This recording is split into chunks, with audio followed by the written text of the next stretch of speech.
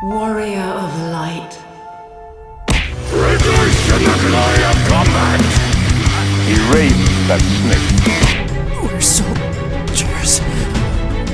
We take pride in our service. This is your solution. This is how you protect our people.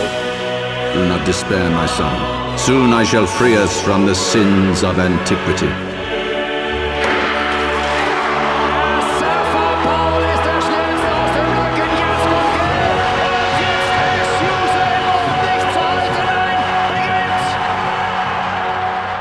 It is time for another comparison, and after 5.1 has launched, it seems that no changes need to be expected in the near future. If you want a basic overview or in-depth analysis of each job's combat system and rotation, check out my ultimate guides for each of these jobs, linked in the description. Before getting into the thing, my usual disclaimer.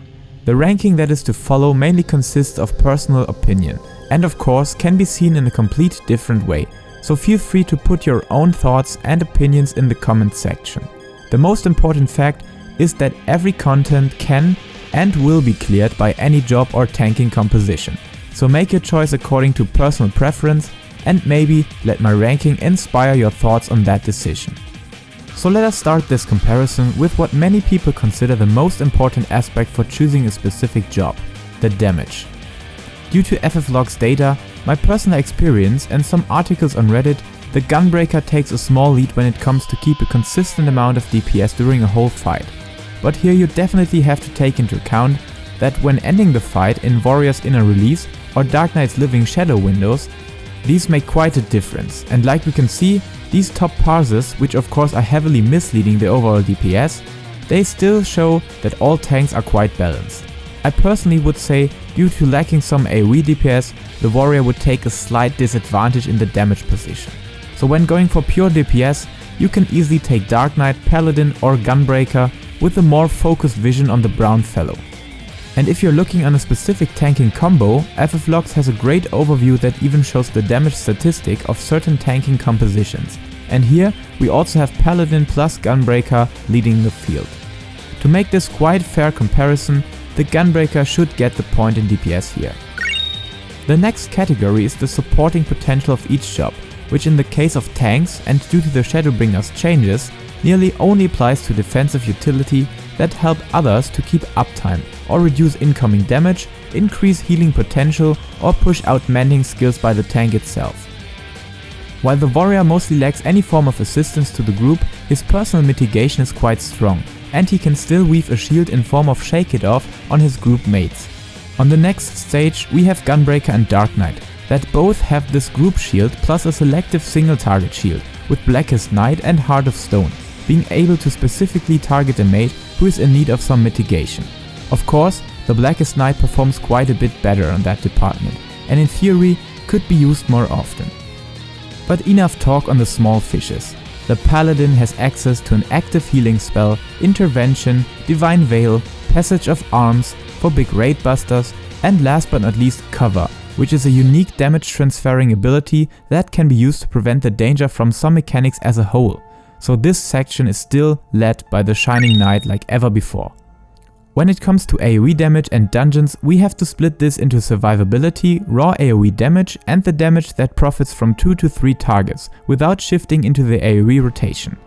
The survivability in big pack pools is simply insane when you're playing the warrior, using Inner Release, followed by 2 to 3 decimates starting into Ness and Flash, that will directly push your HP towards max in no time. Of course, Paladin with his insane Hallowed Ground or Clemency follows right after the warrior, as well as the Dark Knight who has the Blackest Night to prevent incoming damage early on and can throw it in again just after 15 seconds, which can also be a blast for big pulls. So somehow we have the Gunbreaker on the last spot, lacking any form of scaling his offensive or defensive mitigation through a large pack and having a somehow risky Super Bolide that can be recognized later than deadly incoming damage in some situations.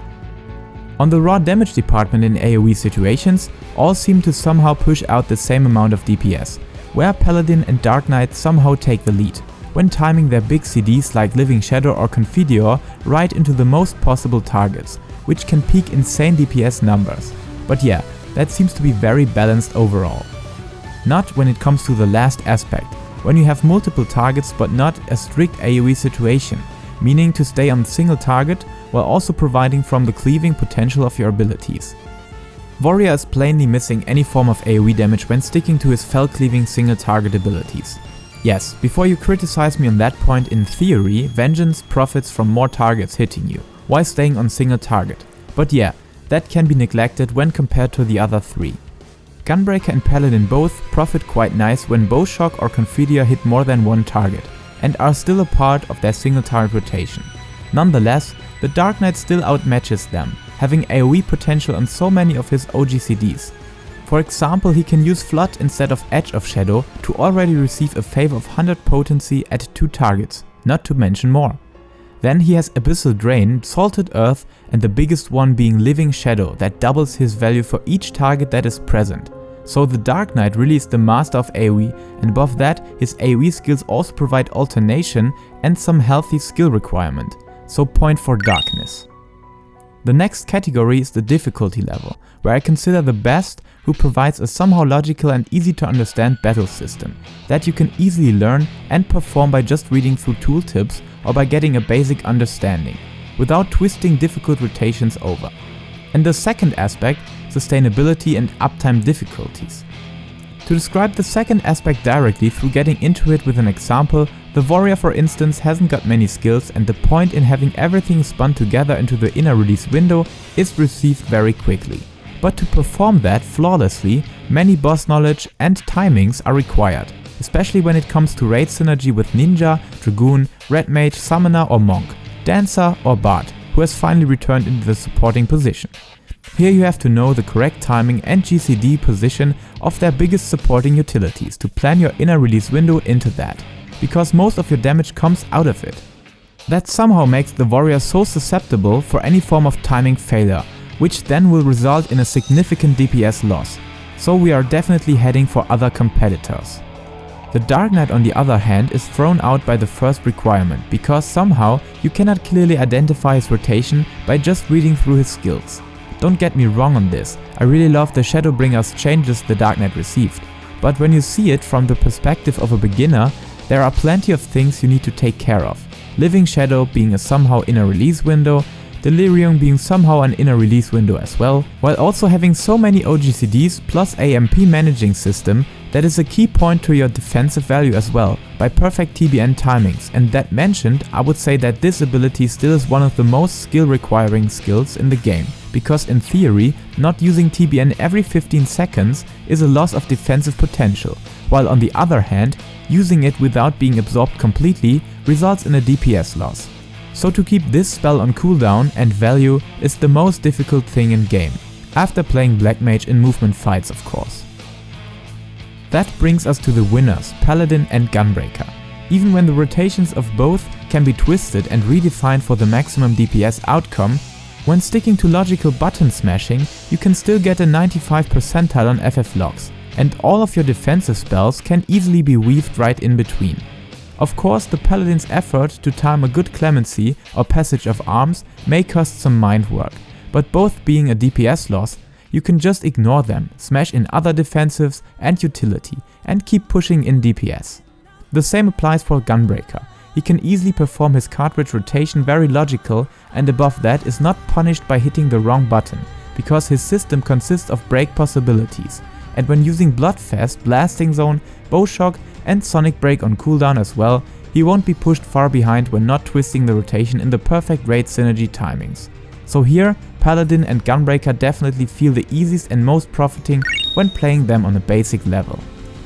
The next category is a heavy subjective one, but since enmity is no topic anymore due to the rework of tanking stances and style being the king of subjectivity, I wanted to take something where at least I can provide arguments behind my opinion. So let us come to fun and playstyle. Being a potential split topic, I want to keep it as short as possible. Now, some may say this is the opposite or answer to the difficulty I mentioned before, but not exactly.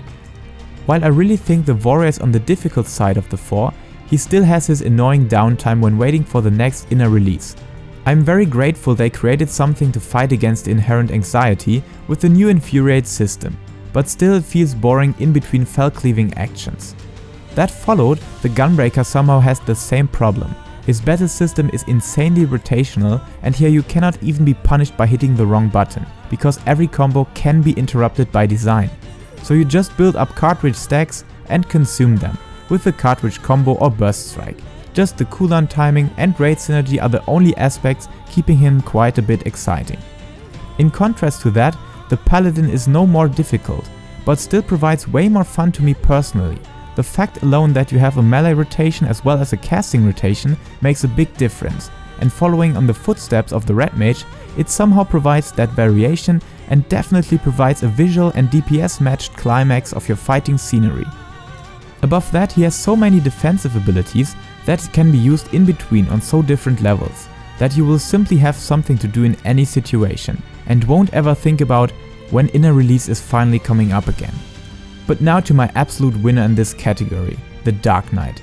He kinda combines that inner release burst feeling through Delirium, with the Gunbreaker's cartridge spam in form of his Edge and Flood of Shadow to manage the correct MP usage, while also having so many abilities at your disposal, working on so many different levels, that create the perfect balance of activity during cooldown waiting time and heavy burst windows with a large amount of heavy numbers on your screen, with the help of Living Shadow. Above that, due to the changes to Sheltron, the Blackest Knight somehow became the best candidate in feeling like an active block, because when failing to absorb the correct amount of damage, resulting in the optimal mitigation, you also suffer a DPS loss as well. So timing TBN is very important and creates a lot of fun and thrill to your gameplay. And please, if you only have played one of these tanks, stop throwing things at me like, dude, Warrior is way more fun than Dark Knight, or something like that. It's still an opinion, but at least I tested them all on a kinda in-depth level. Therefore, let us head to another aspect that is very important for the final category and also a significant trait a tank should have, the survivability. Still, let me try to make this short. While the Gunbreaker and Dark Knight have better support to others, like the Warrior has, and somehow the Dark Knight still may be the #1 tank against magical attacks, the Warrior has so many abilities to heal himself, mitigate damage, and through Holmgang having buffed its duration in patch 5.1, he really takes the lead to the Dark Knight in overall tanking situations. Above that, his self-healing potential also gives him the ability to complete expert dungeons without external healing sources, which means when doing it in a 3 DPS and 1 tank composition. But of course, the Paladin somehow competes on the same level with advantages on the one and disadvantage on the other hand. So through his insane supporting potential, a hollowed ground being able to completely avoid whole mechanics, and clemency being the only controllable self-heal among the tanks, he definitely plays the same league. Okay, the last category somehow makes the deal here, and because this seems to be the second important job trait or section people are basing their decisions on, let us finally come to the actual meta. One thing to put in the start. The overall opinion seems to be, for raid compositions, take Paladin plus X. So yeah, according to all the insane strength of the Paladin we also have argued about, we can draw the same conclusion to this. Paladin is the way to go, having that insane supporting potential while also being the second stable DPS after the Gunbreaker and still having the biggest versatility among all of them. So our goal is to find that X, not mathematically, but by argumentation. On the philosophical side, we should consider the perfect balance between shadow and light, being the perfect composition against magical spells, while still providing good support to each other and a heavy DPS of course. On the other hand, we could go the full self-mitigation combo with Warrior and Paladin, which definitely has benefits for some fights where physical damage and heavy tank busters are to be expected. But to make it short, when we are talking about meta or tier list, that mainly refers to speed kills and FF logs percentile grinding. Because like I already told you, content can and will be cleared by any composition, so meta is all about that peak beyond that simple clear. And how can you achieve that last bit of fine-tuning and performance advantage to other groups? Yes, by dealing more damage than they do. So our goal is to find the combo with the most DPS, and we already know. Yeah, due to the sheet of tanking compositions that provide the best DPS together, we have the winners, Paladin and Gunbreaker. That also means the winner of this ranking is the Paladin, and I really have to say, he is well deserved. Actually, I would consider him a bit overpowered, nearly outperforming all other jobs in every aspect of the game. I mean, you can even get the sword without the shield, providing the same weapon damage boost but for less currency than the weapons for the other tanks. If that is not enough proof for an overpowered job, what else do you want? I know, this may be biased, but I actually played all tanks the same amount of time in this expansion now, and that definitely is my personal conclusion. Remember that the balancing still is great nonetheless, and if you feel the warrior, gunbreaker or darkness more, just go nuts with them. The best warrior will still outperform 98% of paladins out there, so just make your decision according to personal preference and relationship to a specific job, and only use this video as food for thought to start with. I hope that I could provide a solid feedback of my thoughts on the tanking meta, and if you liked this video, check out the job guides for these handy tanks or check out my live streams on Twitch. What is your opinion on that topic? Do you like the heavy crits from warrior, the consistent DPS from gunbreaker, or embrace darkness like I do? Share your thoughts in the comment section. Thanks for watching, feel free to subscribe, like or ring that notification bell, and see you in the next video. Until then, take care and may the instant queue be with you.